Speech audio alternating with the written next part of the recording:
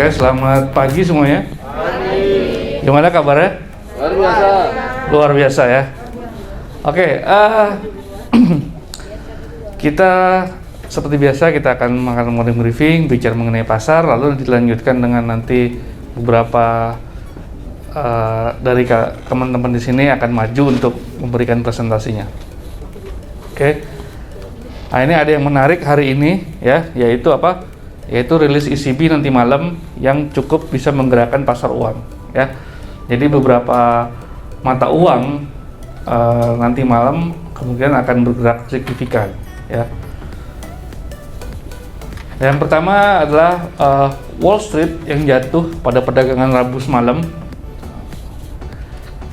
karena yield treasury meningkat ke atas angka psikologi 3% diikuti dengan lonjakan harga minyak. Kenapa harga saham atau indeks itu terpengaruh oleh yield treasury? Karena ukuran inflasi atau kekhawatiran mengenai inflasi itu bisa tergambar atau tercermin di pasar obligasi ya, sehingga ketika yieldnya meningkat maka ada potensi kekhawatiran mengenai inflasi yang lebih tinggi, sehingga saham akan merespon dengan ya ada yang merespon dengan penurunan dan sebagian besar memang meresponnya dengan penurunan. Oke. Juga lonjakan harga minyak. Nah, lonjakan harga minyak ini termasuk yang menyebabkan inflasi di seluruh dunia nantinya, sehingga ya align dengan yang terjadi di pasar obligasi tadi. Berikutnya adalah kekhawatiran inflasi ini ya menjadi faktor utama, juga diikuti dengan faktor outlook suku bunga ya.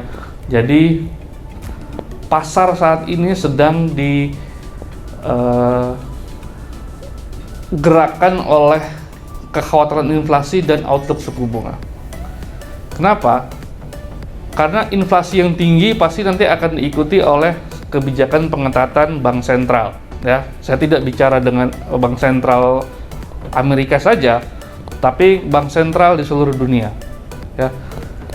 Sehingga nanti ada beberapa negara yang memang inflasi, ada beberapa negara yang memang mungkin masih belum inflasi, bahkan justru nanti akan terpukul oleh penurunan ekonomi global ya, malah mereka nanti akan mengalami resesi.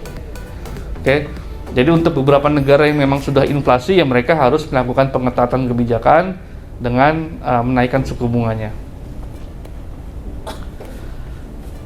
Berikutnya adalah, nah ini investor harus berhati-hati menjelang rilis data CPI Jumat malam ya. Selain data ECB, selain rilis ECB nanti malam, besok malam ada data yang lebih penting lagi yang bisa menggerakkan dolar sehingga menggerakkan semuanya ya. Jadi kalau penggeraknya dolar ya berarti yang lainnya juga akan bergerak. Diharapkan menunjukkan inflasi yang masih meningkat di bulan Mei. Nah, ini agak mengkhawatirkan. Karena apa? Karena kalau memang inflasi Amerika ya, data CPI-nya itu terus tinggi atau mencapai rekor lagi, kemarin kan rekor, kalau sekarang rekor lagi berarti kan masih tinggi. Itu bisa diartikan bahwa inflasinya masih tinggi dan akan mempengaruhi inflasi global juga. Termasuk nanti akan mempengaruhi kebijakan Fed ya. Fed yang kemarin dianggap agresif aja 50 basis point masih belum bisa menurunkan inflasi. Datanya masih terus tinggi. Ditambah lagi besok bulan Juli minggu depan 50 basis point. Berikutnya nanti September juga akan ada kenaikan. Nah, itu nanti outlook suku bunga itulah yang nanti akan dilihat oleh pasar ya. Jadi kalau nanti akan terus agresif, kalau Fed minggu depan memandang angka CPI ini gawat dan akan melakukan lebih agresif lagi, ya itu akan menggerakkan pasar. Gimana pergerakan pasar nanti kita ikutin secara data per data ya. Jadi hari ini mungkin kita bisa perkirakan seperti ini, tapi ntar ketika datanya keluar mungkin perkiraan kita akan berubah lagi. Nah, core CPI ya, Jadi data besok tuh ada CPI, ada core CPI. Nah, data core CPI ini itu mengeluarkan harga makanan dan harga energi yang berfluktuasi. Ya.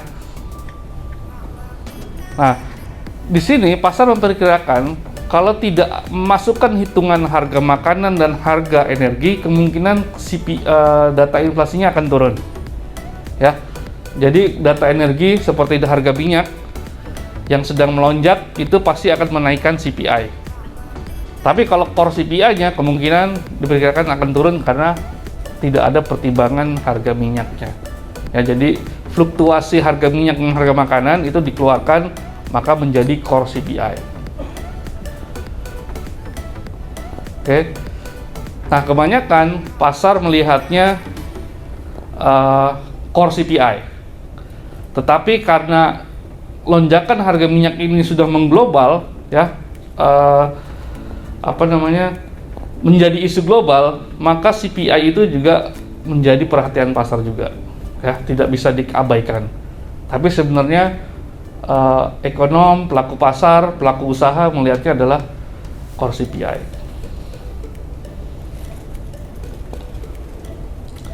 Berikutnya adalah mata uang Jepang.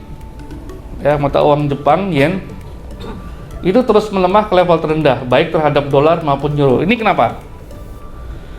Karena beberapa bulan lalu BOJ itu sama dengan ECB, kebijakannya masih pelonggaran. Oke, tetapi beberapa bulan belakangan ini, sebulan atau 2 bulan, sebulan yang lalu, ECB sudah mulai untuk melakukan pengetatan.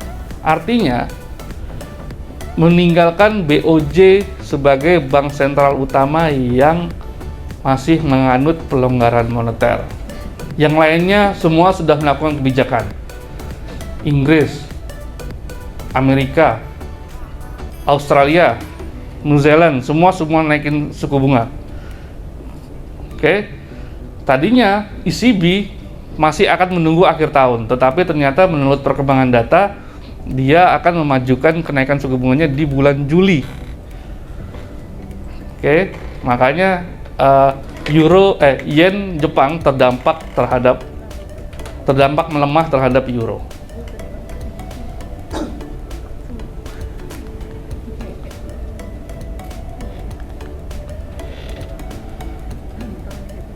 Berikutnya adalah rilis keputusan rapat kebijakan ECB akan menjadi fokus pelaku pasar, ya.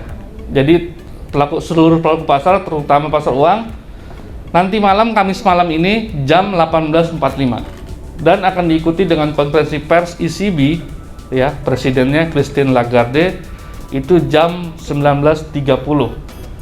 Ya, jadi ada jarak fluktuasinya. Kalian harus teman-teman di sini harus memperhatikan, terutama memperhatikan konferensi persnya, ya.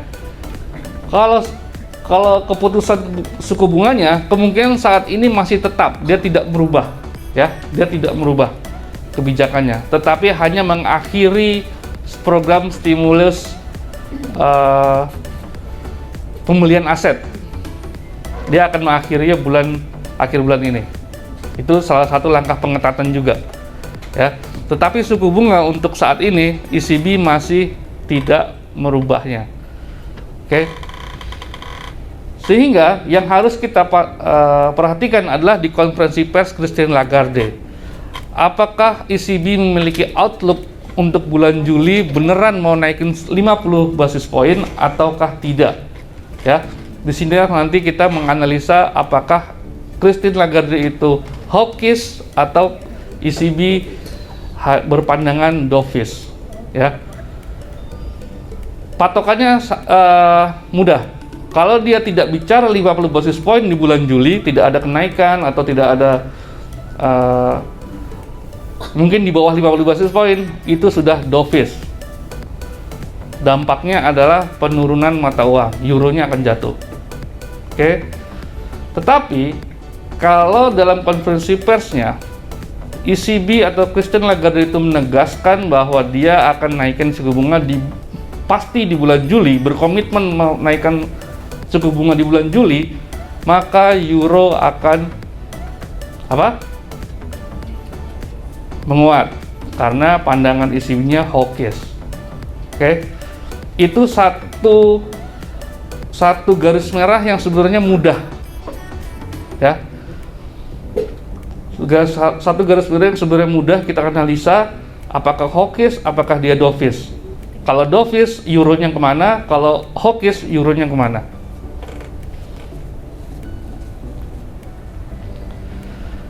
ECB diharapkan memberikan panduan kebijakan moneter dan outlook suku bunganya ya ini untuk bulan-bulan berikutnya. Apakah di bulan Juli itu beneran naik atau sampai akhir tahunnya dia harus bagaimana? Nah ini adalah sesuatu yang harus kita pantau. Oke. Kalau teman-teman di sini ingin satu langkah di depan harga, satu langkah atau dua langkah lah di depan pergerakan harga yang ada di grafik, ya harus perhatikan ini.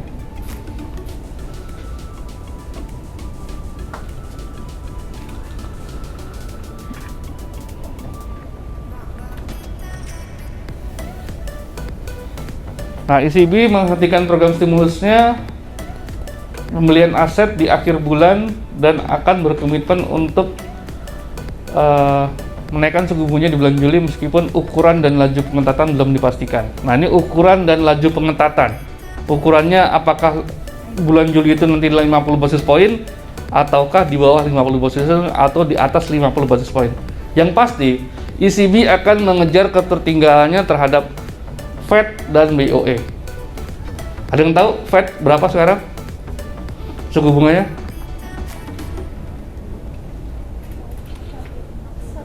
1%. BOE 1%. Wah, udah ada di monitornya. Bagus, berarti dia udah satu langkah di depan pasar. Terus ECB berapa sekarang? 0%. Berarti dia untuk mengejar ketertinggalannya terhadap BOE dan Fed dari 0 menuju 1%. Oke. Kalau dia lambat hanya 20 basis point, ya artinya mungkin dia tidak akan mengejar. Karena apa? Dianggap dovish lah. Karena pasar mengharapkan 50 basis point. Oke. Nah, BOJ berapa? Ayang.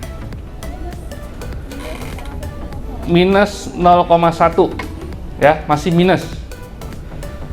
Oke, jadi BOJ itu yang paling murah, makanya mata uangnya melemah terhadap yang lainnya. Karena sekarang yang mau bergerak ECB, maka yang bergerak adalah euro yen. Yennya melemah, euronya menguat. Oke, kalau euro dolarnya ya masih biasa-biasa aja, tergantung nanti malam. Kalau nanti malam dia hawkish, euronya akan menguat terhadap dolar dan akan lebih menguat lagi terhadap yen. Saya belum tahu ya ini euro yennya sudah diantisipasi atau belum, tetapi ya pasti ada pergerakan penguatan di euro. Oke, berikutnya kita pantau indeks dolar masih bergerak ada di 102 ya. Sebenarnya kalau yieldnya ada di 3%, seharusnya dolar ini setidaknya ada di 103 atau 104. Jadi ini termasuk, kalau menurut saya termasuk under value ya dolarnya. Berikutnya adalah Kemenko Amerika ya, Janet Yellen mengatakan bahwa pemerintahan Biden akan menimbang ulang tarif impor Cina tetapi bukan obat mujarab bagi inflasi. Nah, ini kalau kita pernah memperhatikan kebijakan Trump ya, sebelum Presiden Biden, dia keras terhadap Cina ya. Semua tarif impor semua dinaikkan. Nah, kenapa sekarang si Biden ingin meninjau ulang? Karena dia butuh tidak ingin ada gangguan supply chain ya. Supply chain sekarang masih terjadi karena Cina-nya masih melakukan lockdown. Ya, jadi lockdown yang kemarin itu masih memberikan gangguan supply terhadap Amerika. Nah, sekarang ditambah lagi dengan pengurangan tarif ya. Jadi tarifnya mungkin dikurangin hanya untuk supaya tidak ada gangguan supply. Oke.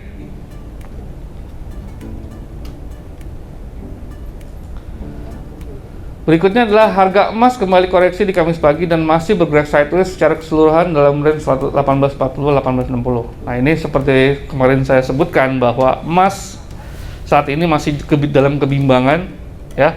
Apakah dia mau naik atau turun? Kalau naik, dia masih terbatas kepada kebijakan suku bunga.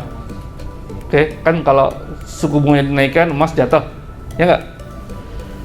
Tapi tidak juga turun, karena apa? Inflasinya masih tinggi. Karena emas bisa berperan sebagai aset hedge inflasi. Jadi mereka emas itu masih bimbang. Mau turun jauh ya nggak bisa, mau naik jauh juga belum bisa. Ya, karena di suku bunganya masih ada ketidakpastian, di inflasinya juga belum ada kepastian. Semuanya masih naik-naik aja. Kekhawatiran inflasi yang tinggi masih menjadi faktor penahan kejatuhan emas, karena beberapa lembaga dunia mulai memangkas perkiraan pertumbuhan. Nah, selain memangkas perkiraan pertumbuhan, sebenarnya mereka menaikkan perkiraan inflasi. Nah, ini yang gawat. Ya. Semua ahli ekonom dunia memperkirakan inflasi akan terus meningkat. Oke. Kalau seorang trader pasti langsung, wah ada peluang nih di ini. Peluangnya di mana? Emas, tuh. Emas memiliki potensi untuk terus menguat. Ya. Karena lembaga dunia, ekonomnya semua memperkirakan inflasinya meningkat, masih meningkat. Oke. Sedangkan kebijakan bank sentral itu mempertimbangkan kesehatan negara masing-masing, ya. Nggak mungkin Fed langsung naikin 1% tanpa memperhatikan beberapa hal di ekonominya. Malah justru nanti takutnya dikhawatirkan ekonomi Amerika akan jatuh kalau naiknya terlalu cepat.